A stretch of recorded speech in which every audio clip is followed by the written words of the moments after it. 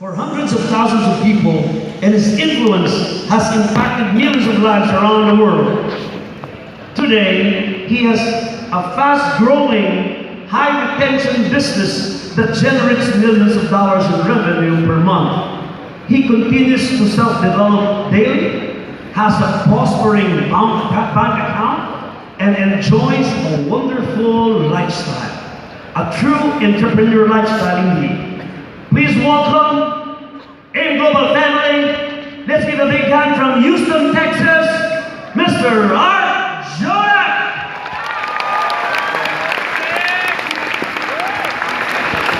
You said all that? Wow.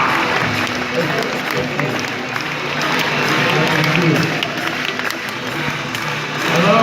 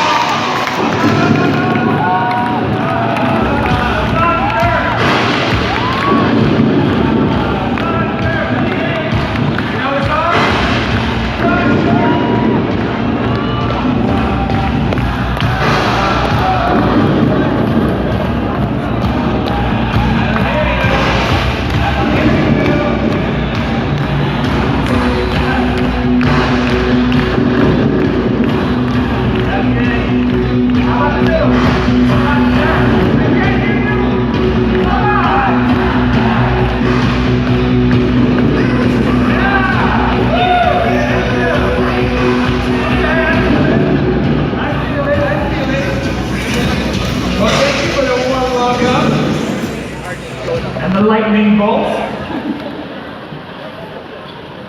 So I'm going to open up with something and I want you to write it down, and it says, your journey is your journey.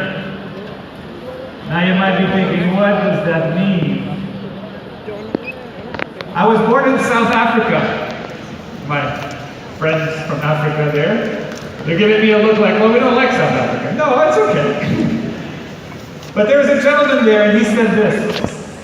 He said, there's no journey too long when freedom is the destination. Nelson Mandela. There is no journey too long when freedom is the destination. How many of you want this freedom? Come on, let me hear it. Freedom. What if we can we call this the Freedom Arena? Just for today? What does the Freedom Arena sound like?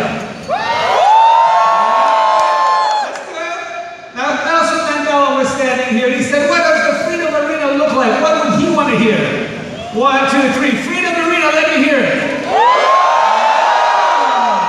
Hold on to that sound, that feeling. Success is a lot about feeling as it is about the head, isn't it? Right? How many of you love to listen to music on your way to work or onto a presentation to get you in the mood? 3 of you? I don't believe that. And if you're not listening to music, listen to some music. It's good for the heart. Before I continue, I would like to bring up to the stage a very dear person in my life. She makes everything happen. We have 3 beautiful daughters together. And her mother is from the Philippines. Yes. We call her mother Lola, of course, because she's the grandmother. So if you can give a big hand to my wife and Jonak.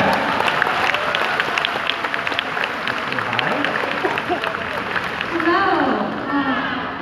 I was born in the U.S., but my mother is from right here in Manila. She was born and raised in Quezon City.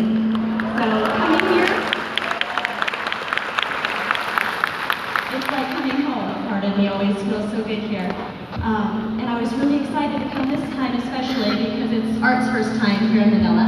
First time? And I couldn't wait to show him the heart and the spirit of the Philippines. So I just want to say thank you guys for being such an inspiration and for being so welcoming. Salamat.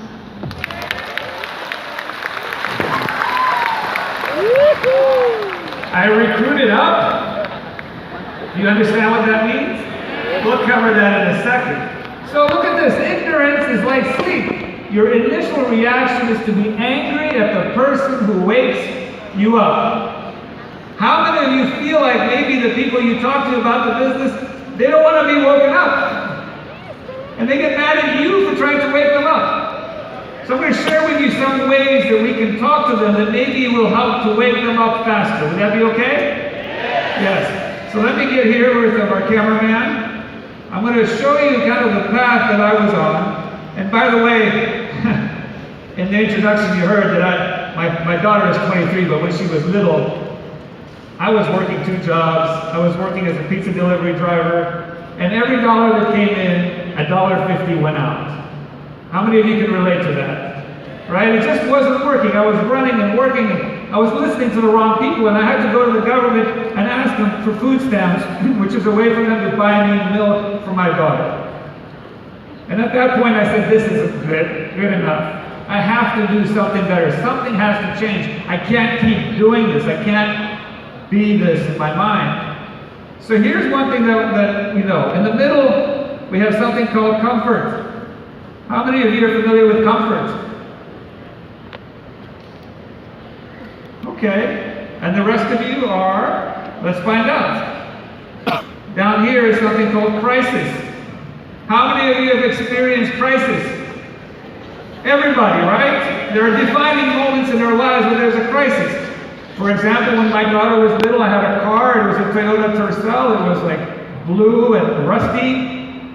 And when I drove it and a tire popped, there was a crisis because I only had 3 wheels and I needed 4 to get to work. But I didn't have the money to buy the tire. Anybody can relate to that? Right? It's like there was no money, but here's what happened. We went from comfort to crisis. And when we're in crisis, guess what? We figure it out, don't we? We figure out how to find the money for the tire so that we have 4 tires and we can get to work. Did we need any special books for that? No. Did we have to go to a seminar for that? No. Did somebody tell us to do it? No. We figured it out. Isn't that amazing? We figured out a way to go from crisis to comfort. Now that should give you some confidence that you know how to do that. And what happens from crisis to comfort is there are external circumstances. So for example, your boss says if you don't come to work, you're fired, right? That's an external circumstance, so you go from crisis to comfort by always having an external circumstance. If you don't pass your test at school, you fail. External circumstance, right? The government says if you don't pay your taxes, at some point we're going to come after you. External circumstance. So we figure this out. Here's what's so interesting, is that, excuse my spelling here, the distance between crisis and comfort is actually very similar to the distance between comfort and success. If we know how to go from crisis to comfort, why aren't more of us going from comfort to success? It's an interesting question, right? Right? If we ask the wrong question, the answer doesn't matter. We have to learn to ask the right questions. And here's one thing that we found. In order to go from comfort to success, you need an internal motivator. Because there's nobody pushing you from comfort to success. Who is the project? You're the project. Am I being too hard? No? Okay, good. Because this is as simple as it gets in a diagram from success to comfort, from comfort to success. Now, I hated prospecting when I first joined network marketing. How many of you can relate to that? Right? You had to make a list, and then you had to make a phone call. I hated it. But you know what I hated more? Being broke. I hated being poor more than I hated prospecting. So I did the prospecting. How many of you can relate to that? Right? Tap into that, because that became an internal motivator for me. I wanted to go from being dread, which is scared of being broke, to going towards my dreams. Dread versus dreams. No one has had a breakthrough inside their comfort zone. And you won't be the first. Let me say that again. Nobody has had a breakthrough inside their comfort zone. How many of you think you will be the first? No, right? Breakthroughs happen outside of our comfort zone. So my question to you today is, are you willing to have that breakthrough? Yes. Are you willing to have that breakthrough? Yes. I can't hear this section at all. Are you willing to have that breakthrough? Oh, they're louder than you now. Yes. All right, so if you're willing to have that breakthrough, here's the good news. Is that your income in network marketing and direct selling is 100% predictable. You know how I know that? If you create no sales and there are no sales on your team, you get no income. If you create a lot of volume, a lot of sales, you create a lot of income. Isn't that good news? Right? No politics involved, doesn't matter what your background, doesn't matter what you did up to this point. If you create volume, you create a paycheck. I really like that. How many of you like that? Right? And the rest of you? You feel entitled to a check? Is there an entitlement bonus in the compensation plan? No. If you don't create, you don't receive. But that's fair, isn't it? I really like that. Hopefully I'm in the right place. Is this the Freedom Arena? Yeah. If it's the Freedom Arena, then you should be very excited about that, because you're 100% in charge. And here's the good news. Your journey is your journey. So it doesn't matter if you start slowly. For how many of you like that? That's good news. Right? It doesn't matter if you start slowly. It took me 4 years to really get started. 4 years. Some of you may be on your 4th year, but most of you are probably less than 4 years in, right? So you might be doing a whole lot better than me. See, it doesn't matter what you start from. The lessons are inside of your journey. So embrace the journey. How many of you are willing to embrace the journey that you need to be on to get to success? Oh, I'm starting to see more hands here. That makes me feel good. You know, it took me 24 hours, Ann and I, to fly here, to come here. I hope we make an impact. Right? I mean, I love the food and the traffic's wonderful, but the whole point is to be here with you. Right? So, the goal of your journey is not to compare your journey to somebody else's journey. A lot of times we're comparing, oh, look, she did it so quickly, oh, he did it so quickly. How many of you know that feeling? Right? What's wrong with me? They're going up the ranks so fast and I can't even make my first phone call. It's okay. It's okay. It's your journey. The goal is to cross the finish line. If it takes 2 months, congratulations. If it takes 2 years, you still crossed the finish line, didn't you? Yes. If you cross the finish line, you have freedom. If it took 20 years, is that still okay? Yes, don't get frustrated. Focus on the fact that you need to have your journey be your journey. It's going to be different from my journey. It's going to be different from the Nigerian's journey. It's going to be different from everybody else's journey. Thank you. Embrace that. Don't get caught up in it. And celebrate each other's journey. Just because somebody made it in 2 months doesn't mean that you should celebrate them more than somebody that took 2 years. Didn't they both achieve the same goal?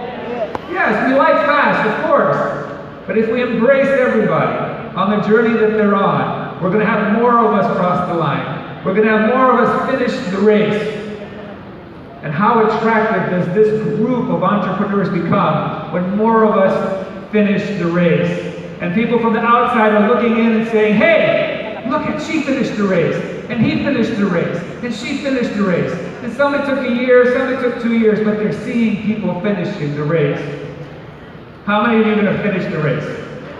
Yeah. Does it matter how long? Yeah. Doesn't matter. You try to do it as quickly as you can. But I want each of you to say this to each other. I will support you regardless of how long it takes you to finish on the cross line. Can you make that commitment to each other? Yeah. Because we have to lock arms here, don't we? The outside world doesn't understand. But we understand. That's why we lock arms and we say, hey, let's go into this together. We can finish the race. Say it. We can finish the race. We can finish the race. Wow, you guys are warming up. You're almost as loud as Texans. Almost. We'll get there. Well, you didn't like that, did you? Okay, so what do I tell somebody when I'm talking to them? Let's get some specific tips. So when I'm sitting next to somebody on an airplane, or maybe it might be at a bus stop, or wherever I'm meeting somebody, I try to steer the conversation into this question. You might want to write it down. It works very well for me. And by the way, everything that I share today is simply what's worked for us. And you try it on like a jacket. If it works for you, use it. If it's not working for you, don't use it. Fair? Yeah. Okay, great. So the question that I ask is, tell me 3 things that you enjoy doing. 3 things. Can you ask that question of somebody during the conversation that you're having with them? Is that an easy question? Yeah, that's easy. It's not threatening, is it? It's not saying, buy my product, join my company. We're just asking, tell me 3 things that you enjoy doing. Now that conversation is all about who? Them. And do people like talking about themselves? You better believe it. Look at me, I'm up here talking about myself. It's not funny. Okay, we'll not use that joke again. So then they tell me the 3 things, and I write it down. Here is the next question. How much time are you spending doing those 3 things? So let's say they enjoy traveling. So you can ask them, how much time do you actually spend traveling? Or they might say, I really like being with my children. How much time are you actually spending being with your children? Whatever they write down, you ask them how much time they spend doing that. And maybe they're already free, in which case they're doing a lot of time with them, and that's great. Then we can have them use the product, right? But in most cases they say, not enough time.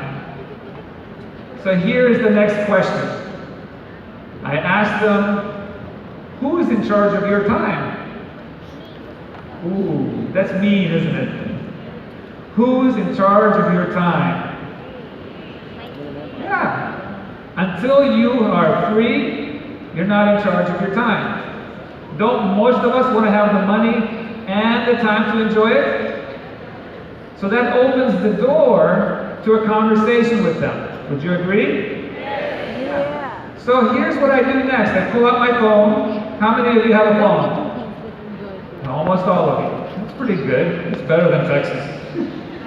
I open it and I put it towards my contacts.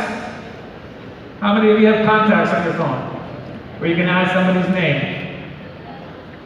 I put it there and I create a new contact. It's blank. And then I would simply hand them the phone until they actually take it. Now you hope they don't run away with it. It's never happened. But you never know. Make sure you're in the right neighborhood. You hand them the phone and then I ask them, can you put your name and phone number in here? In 5 years of doing this, in, I don't know, dozens of countries at this point. And by the way, I've been to 85 countries, and this is my first time to the Philippines. How can it be so late for me to get here? It's been a beautiful experience.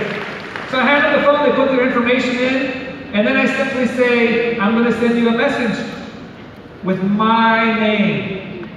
So they don't have to worry about how to spell it. And now we're connected. And how many of you are on Facebook? Yeah, a lot of us, right? WeChat, Viber, WhatsApp, Kakao Mail, all this stuff, right? So you get on all of that, and then you connect with them as quickly as you can. Because sometimes the sale isn't about making the sale right away, is it? It's about building a what? A friendship. We heard that from many of the great speakers today, and by the way, some of the speakers were just amazing. Why don't we give them all a hand? They were amazing. You are truly blessed to have some of the greatest trainers that I've heard in many places around the world. I'm back there and I'm listening, I'm looking at it, I'm like, wow, we're so blessed. So let's talk about this thing called social media. How many of you would be interested in getting a perspective on social media? How many of you want to build internationally? Oh, yeah. You know what's great about the international bill? Is that when the sun is going down in the Philippines, the sun is coming up in the United States. Yeah! So while you're sleeping, you're making money. How many of you are making money when you're sleeping? I tell you, it's good. But it didn't happen for me right away. Your journey is your journey. So here's my business plan. How many of you would like to know my business plan? It sounds very formal, yes? Number one, I help my friends. How many of you can help your friends? If you don't like helping your friends, you might be in the wrong business. Just throwing that out there. Helping your friends means being a friend, being thoughtful with them, being there for them. How many of you like having a friend who's thoughtful with you? 1,000. Right? If you live under a bridge and you don't want any friends, then you got a lot of work to do here. But that's okay, your journey is your journey. So number one is I help my friends. Number two, I make more friends. And number three, repeat. That's it. That's my plan. Is that too easy? Yes. Oh, you know when it's easy, it duplicates. So if you woke me up at 4 o'clock in the morning, you said, Art, what's your plan? I said, oh, I help my friends and I make more friends. This is easy. So pretty much everything I do every day, I say, A, is it helping my friends? And 2, am I making more friends? And the reason we want to make more friends is because the people you know today may not be the ones that help you get to freedom. So we always want to be meeting more people because you never know the next one person you meet could be that one person that you can lock arms with and go across the line together. Right? So that's my business plan. Here's the framework on social media. And when I say framework, the reason I say that is that 98% of Facebook and Snapchat and whatever those social media that you're on, 98% of it is about being a good friend. How many of you know how to be a good friend? 1, 2, 3. Oh, there we go. Okay, good. We know how to be a good friend. Isn't that good news? Yes. So don't be afraid of technology. Technology isn't scary. 98% is about being a good friend. 2% is about where the buttons are. We can figure out where the buttons are, right? We can ask our 12-year-old daughter, where are the buttons on this thing? Where is how to make a friend on Facebook? They'll tell us. And then 98% is about being a good friend. So it's not about creating more followers. It's about increasing your influence. You might want to write that down because a lot of people get on social media and they want to have more likes, more likes, more likes. But it's actually about creating more influence, more influence, more influence. What has given you the right to be heard by that person? Right? Because we can post and post and post and we can boost our posts. But if we haven't earned the right to be heard by being thoughtful with them, it doesn't really matter, does it? So what if we spent more time being thoughtful versus being strategic?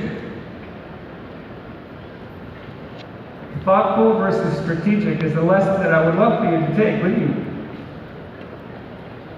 Ladies, men, you don't have to listen to this, but you might. By the way, let me hear the ladies in the room. Freedom. Men, let me hear you. Yeah. Ladies, come on. Ladies win. So ladies, let me ask you this question. When you're talking to your husband or your boyfriend, the special man in your life, do you want him to be thoughtful with you? Yes. Or do you want him to be strategic with you? Thoughtful. Men, pay attention. You see, everybody wants us to be thoughtful with them. They don't want to be part of somebody's strategy. You know what strategy is? Strategy is manipulation, right? Do you want to be manipulated? No! We want to have people be thoughtful. If somebody's thoughtful with us, then we get their attention and we start to earn the right to be heard. So can we be more thoughtful and less strategic? Yes. So on Facebook, let me give you an example. How many of you know the like button? Where you like somebody's post, somebody's getting married, and you click like. So we've got the phone out, where's my phone anyways, over there, and we're doing the thumb thing, right? How many of you know the thumb thing? Where we're scrolling, right? We're looking through, and all of a sudden you see a friend that's getting married. Do you slow down enough to like it? Yes. You know what a like is? A like is like a high five online. Give each other a high five, real quick. Tell me how it feels. Do a high five to the next person next to you. That feels good, right? Yeah, we can get the camera man a high five. Bam! So a like is a high five. How long does it take to like something? Less than a second, right? So instead of scrolling only, what about if we interact more? If you like it, then you're more likely to come to your page. Would you agree? Yeah. Now let me take it a step further. How much longer does it take to make a comment on the friend's post? 2 seconds. I agree with you. It's 2 to 3 seconds. If it's really thoughtful and you have to put a thought into it, it's 5 seconds. A comment is like a hug. Give somebody a hug. Give somebody a hug. Yeah, give a real person a hug. Give somebody a hug. Oh, I feel the love. Grupag na lang. Walang toro-toro. So a hug. Nice. Sandali lang. Hold on. Hold on. Love hugs. So a comment is a hug. Now if a hug feels so much better than a high five, why aren't we commenting more? Good question, right? Yes. Good question. So, I'll give you an example. And by the way, I'm going to ask for a video soon over there. So I was in Dubai, and we were down on the Jumeirah Beach, and we were down at the Ritz-Carlton. And I have a 2-year-old daughter, a 8, she's 8 now, she was 7 at the time, and a 23-year-old daughter, 3 daughters. I only make girls, apparently. And I'm walking on the beach with my daughter Dulcie, she's 7 at the time, and the wind was coming, and the sand started to hit her legs. And I don't know how many of you have experienced that, but it feels like bugs biting you. And she panicked, she'd never felt that before. So I picked her up and I took her to the pool at the Ritz-Carlton. And we sat and we had a moment, right? It's a special moment. I took a photo. I posted it on Facebook. Here's what's so interesting. Is that evening, in the comments, the manager of the Ritz-Carlton put a comment in there and he said, I hope you and your daughter are having a great vacation. If there's anything I can do to help, let me know. You know how powerful that was? I'm forever tied to the Ritz-Carlton. I can be on Emirates Airways looking through the magazine and they can have 10 advertisements in there. It wouldn't be more important than that one thoughtful comment. You understand? Yes. Do we go home at night and put our head on the pillow and saying, I wish I saw one more advertisement? No. But we would love it if one more person was thoughtful with me. So if we feel like this, don't you think our prospects feel like this? Yes. Some of you think like that. Aren't they human just like you? Yes. Right, so let's play this video. I want you to pay real close attention to this video. It's really short. This is an awareness test. How many passes does the team in white make?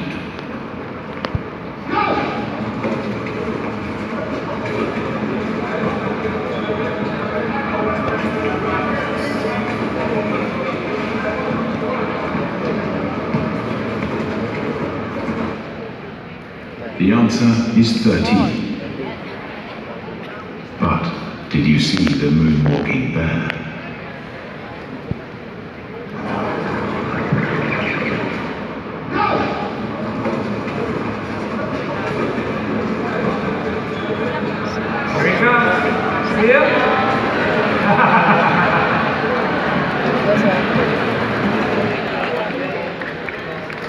the moonwalking bear. So how many of you got 13 on the first count?